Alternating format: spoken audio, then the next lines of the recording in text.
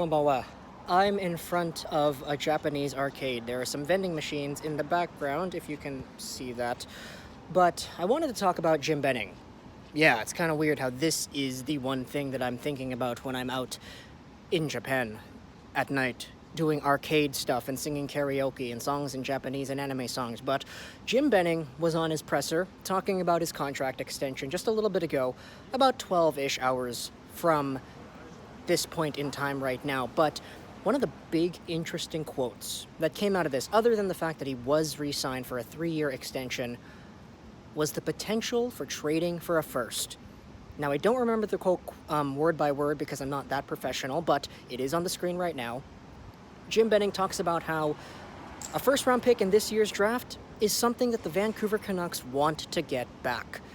And it's something that the Vancouver Canucks aren't even guaranteed to be having whether or not they make the playoffs in this next upcoming playoff run for the Vancouver Canucks and the NHL. But I respect that, I like it. I like the fact that Jim Benning says that, hey, we want to trade for a first.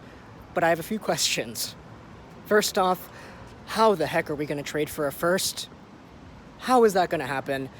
If we trade for a first, that means that we give up something that is good for something that is also good, which is a first. In order to give up something that is good, we would need to either make our prospect pool worse, which is something that I think this core has established tons of times in the past they do not want to do, or we would have to make our team in the now worse, which is something that I don't know if we'd really want to do either, considering the fact that if the Vancouver Canucks were bad anyways, they would keep their 2020 first. So it doesn't really make sense to me how out of all the years to trade for a first, which Benning has never done before. He's never traded for a first. He's never traded a first before this JT Miller trade. Excuse me, Ryan Kessler, that was a first, but that was 5 years ago. It's been 5 years since he traded for a first-round pick. So I don't really understand why now would be the time to do that, because this draft is the best draft that we've seen in a long time. And this is going to be harder than ever if we wanted to trade for a first. That I'm just sitting here thinking about, okay, if it's a trade deadline and we're in a position where we're in the playoffs, why would we trade a guy like Tanev for a first? Right? That would completely eliminate our chances of making the playoffs, and then we'd end up with 2 firsts because we'd keep our 2020 first because we didn't make the playoffs.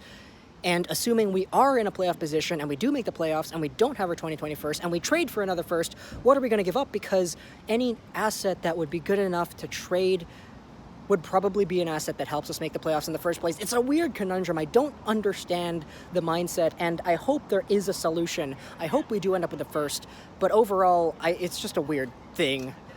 I'm thinking about this way too much. I gotta go back to having fun here in Japan. Hope you enjoyed this quick video. It's like 11 p.m. at night. Social Rosa 9, and bye.